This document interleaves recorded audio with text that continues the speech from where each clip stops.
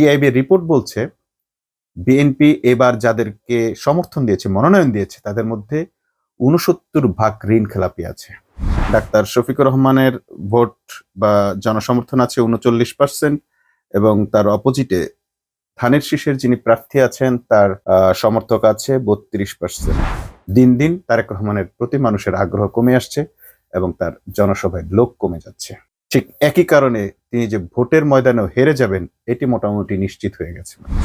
এমনকি বিএনপি করছেন এমন লোকও বলছেন যে আমি বিএনপি করি কিন্তু এবার জামাতকে ভোট দিব। এমন শ্রমজীবী আরো অনেক মানুষ পেয়েছি যারা কাজ করতে করতে বলেন যে আমরা পারিবারিকভাবেই বিএনপি করি কিন্তু এবার আমরা ঠিক করেছি জামাতকে ভোট দিব। নির্বাচনকে সামনে রেখে বেশ কিছু জরিপ এখন উঠে আসছে, এগুলো নির্বাচন পর্যন্ত চলতে থাকবে। এগুলো বিভিন্ন সংস্থা করছে, বিভিন্ন সংগঠন করছে, এক একটার এক এক ধরনের স্টাইলে করছে। তো সম্প্রতি আমরা দেখলাম যে সোচ্চারের একটা জরিপে দেখা গেছে সেখানে ডাক্তার শফিকুর রহমানের ভোট বা জনসমর্থন আছে ৩৯% এবং তার অপোজিটে ধানের শীষের যিনি প্রার্থী আছেন তার সমর্থক আছে ৩২%। এবং ঢাকার আরো বেশ কয়েকটি আসনে যে জরিপ তারা করেছেন দেখলাম তাতে মোটামুটি 4টি আসনে বিএনপি ব্লান্ডার। এটা হইতে পারে, বলতেই পারি যে জরিপগুলো সঠিক কি ভুল বা সঠিক নয় বা জনমতের প্রতিফলন নাও করতে পারে, কিন্তু আমরা তারেক রহমানের নীলফামারীর একটি জনসভা দেখলাম যেখানে জনসভায় লোক নেই। বলতে পারেন যে পরবর্তীতে হয়তো লোক আসছে, কিন্তু না, যখন তারেক রহমান বক্তব্য দিচ্ছেন তখনই জনসভার মাঠ পরিপূর্ণ হয়নি, যতটুকু বা ভরেছে তাও একদম ফাঁকা ফাঁকা। যদি একই সাথে বিবেচনা করি তাহলে যেসব স্থানে জামাতের আমির ডাক্তার শফিকুর রহমান সমাবেশ করেছেন সেখানে প্রায় প্রত্যেকটি জায়গায় জনসমুদ্রে পরিণত হয়েছে, বিশেষ করে কুমিল্লা, যশোর, সাতক্ষীরা, চট্টগ্রামের বেশ কিছু অঞ্চলে এবং এমনকি উত্তরবঙ্গের সমাবেশগুলোতেও লোকে ছিল লোকারণ্য। এর আগে থেকেই আমরা জানি যে জামাত প্রায় ৩৩টা জেলায় খুব শক্ত এবং ভালো অবস্থানে আছে, যেখান থেকে তারা অন্তত ১২০টা আসন নির্দ্বিধায় তুলে নিতে পারেন। এর সঙ্গে এনসিপি এবং অন্যান্য জোটের ভোট যুক্ত হয় জামাতকে এবার অনেকেই ১৬০ থেকে ১৭০ আসনে এগিয়ে রাখছেন। এত কিছুর পরও জামাত ক্ষমতায় না এসে বিএনপিও ক্ষমতায় আসতে পারেন এমন সম্ভাবনার কথাও কেউ কেউ বলছেন। এমনকি শহীদ হয়েছেন এমন এক জামাত নেতার সন্তানও দেখলাম কোন এক ব্যক্তির রেফারেন্স দিয়ে বিএনপি ২০০ আসন পেতে পারে বলে একটি খবর দিয়েছে। বললে অত্যুক্তি লাগতে পারে বা খারাপ লাগতে পারে, জামাতের শহীদ নেতাদের কোনো কোনো সন্তানদের মধ্যে এই হীনমন্যতা পেয়ে বসেছে যে তারা জামাতের চেয়ে বেশি এখন বিএনপিকে সমর্থন করছেন। অপরদিকে বিএনপির রাজনীতিতে সক্রিয় ছিল না এমন ব্যক্তিরাও জামাতে এসে সরাসরি যুক্ত হচ্ছেন, যেমন মেজর আক্তার। আরো অনেক মুক্তিযোদ্ধাই এবং বিএনপির নেতাই জামাতে যোগ দিচ্ছেন। অপরদিকে জামাতের অন্তত ২জন শহীদের সন্তান বিএনপি ঘেঁষা রাজনীতি শুরু করেছেন, এরকম খবর আমাদের কাছে আছে। বা সরাসরি বিএনপিতে যোগ না দিলেও তারা বিএনপির পক্ষে বিভিন্ন ধরনের বয়ান তৈরি করার কাজ করছেন, খুব কৌশলে তৈরি করছেন। যেহেতু তারা শহীদের সন্তান, তারা যদি অন্য কোনো দলের প্রতি ব্লাইন্ডনেস দেখান সেক্ষেত্রে জনগণ তাদেরকে চেপে ধরবে এমন একটি ভয় তাদের আছে। তারা সুকৌশলে অন্য দলের প্রচারণা চালান, জামাত বিরোধিতা করেন। হতেই পারে জামাতের সন্তান, জামাত নেতাদের সন্তানরা অন্য দল করতেই পারেন।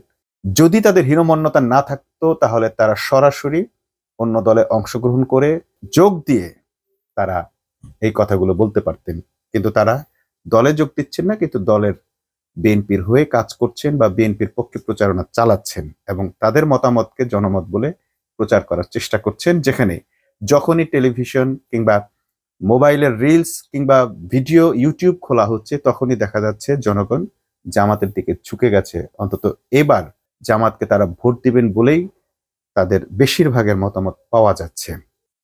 যারা এখনো হীনমন্যতা কাটিয়ে উঠতে পারেননি তারা নিতেও পারেন, পক্ষপাতিত্ব করতেও পারেন, কোনো সমস্যা নেই। অথবা তাদের দৃষ্টিতে যদি মনে হয় যে বিএনপি ২০০ আসন পেতে পারে।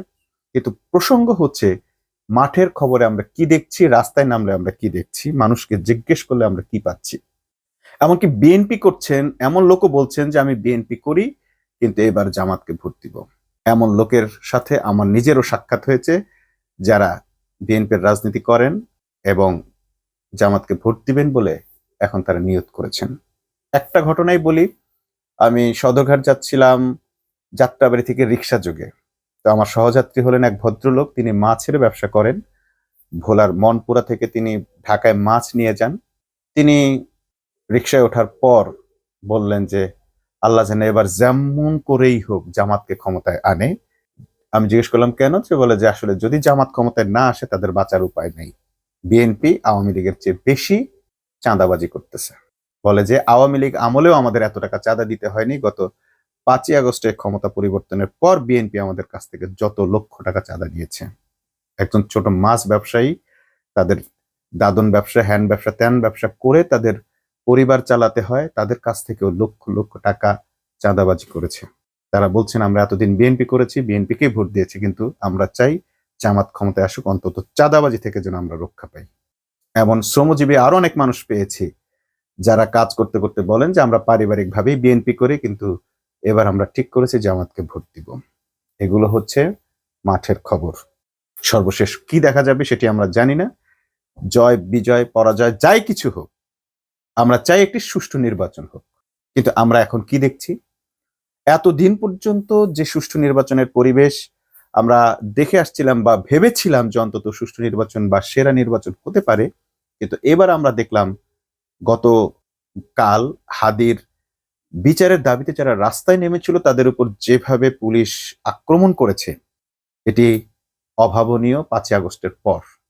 অ্যাকচুয়ালি পুলিশের মধ্যে কোনো সংস্কার না হওয়ায়, পুলিশের কারো বিচার না হওয়ায়, সিগনিফিকেন্ট 2-1 জনের নাম কাওয়াস্তে বিচার ছাড়া যেভাবে পুলিশ হাজার হাজার পুলিশ রাস্তায় নেমে জুলাই আন্দোলনকারীদের বুকে গুলি করেছিল, 2000-এর উপর ছাত্র জনতাকে খুন করেছিল, প্রায় 30 থেকে 40 হাজার মানুষকে, পথচারীকে, ছাত্র জনতাকে পঙ্গু করেছিল, সেই পুলিশের নাম কাওয়াস্তে বিচারটাও হয় নাই, যার ফলে পুলিশ আবারও মারমুখী। এবং এই পুলিশ এই সরকারের অধীনে নেই। এই সরকারের স্বরাষ্ট্র মন্ত্রণালয় যিনি পরিচালনা করেন তাকে মন্ত্রী তো দূরে থাক, তাকে পুরুষ মানুষ ভাবতেও মানুষের লজ্জা হয়। অর্থাৎ তাকে বসিয়ে রাখা হয়েছে জাস্ট আই ওয়াশ। এমনকি তাকে পরিবর্তনের দাবিও মানুষ তুলতে পারে না, কারণ এরপরে যদি পরিবর্তন হয় যিনি আসবেন এর চেয়ে খারাপও আসতে পারেন। আর আমরা দেখলাম এই গতদিন পুলিশ এমন নির্বিচারে সাধারণ মানুষকে পিটিয়েছে, ঠিক শেখ হাসিনার পুলিশ যেটা করেছে। একজন মা যার সন্তান জুলাইতে শহীদ হয়েছে, আরেকজন সন্তানকে নিয়ে জাস্ট বিচার চাইতে এসেছিলেন, হাদি হত্যার বিচার। বাংলাদেশের মানুষের কি এই অধিকার নেই যে তারা বিচার চাইবে? তাকে পুলিশ লাথি মেরে, লাঠি দিয়ে পিটিয়ে, নির্মমভাবে পিটিয়ে তাকে শিক্ষা দিয়েছে যে এই দেশ কেবলমাত্র পুলিশের দেশ, পুলিশের রাষ্ট্র।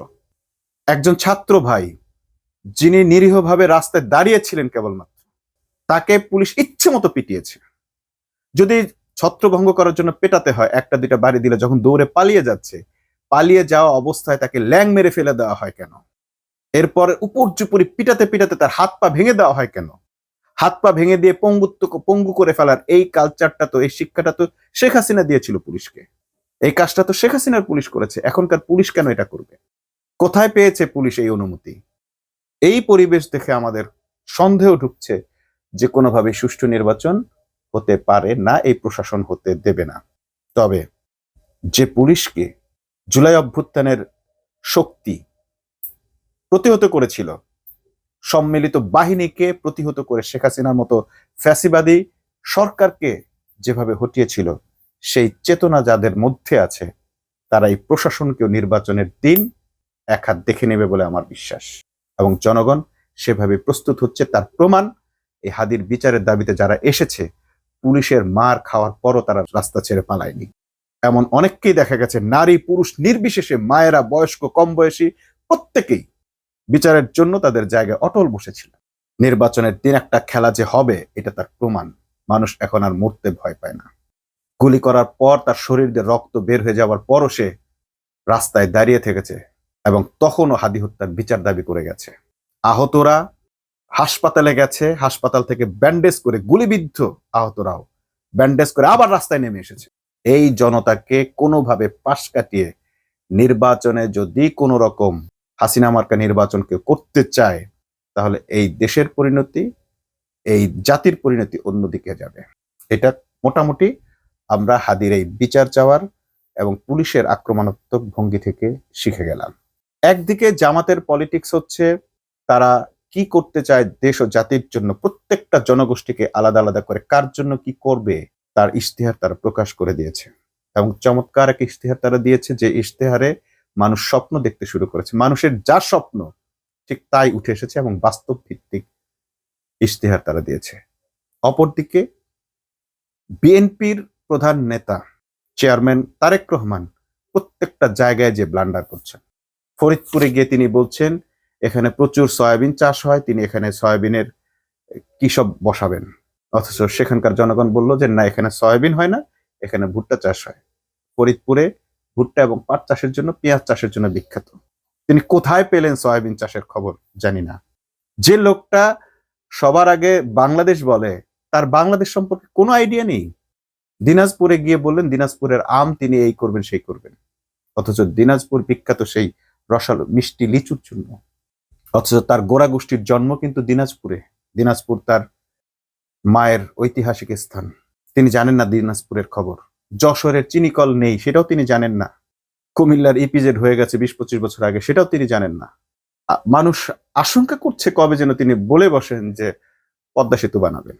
এ থেকে যেটা মনে হয় সেটা হচ্ছে যে তিনি গতবারের ইশতেহার থেকে কপি পেস্ট করে ফেলেছেন এবারের ইশতেহার, যে কারণে তিনি আসলে খুব বেশি চেঞ্জ করতে পারছেন না। বা 17 বছর তিনি যেহেতু বাংলাদেশে থাকেননি, বাংলাদেশের কোনো খোঁজ খবরও রাখেন। অথচ অন্য প্রবাসীরা কি করে জানেন? তারা সকাল সন্ধ্যা বাংলাদেশের খবর নেন। ভাই কি খবর, ভাই কি খবর, ভাই কি খবর, দেশের পরিস্থিতি কি, দেশের পরিস্থিতি কি। দেশের মানুষের চেয়ে প্রবাসীরা বাংলাদেশের খোঁজ খবর বেশি রাখেন, কারণ এই দেশটা তাদের। এই দেশে তারা মা বোনকে রেখে যান, সন্তানকে রেখে যান, ঠিক দেশটাকেও তারা মা এবং সন্তান মনে করে। শুধুমাত্র আমরা দেখলাম তারেক রহমানের কাছেই বিষয়টা ভিন্ন।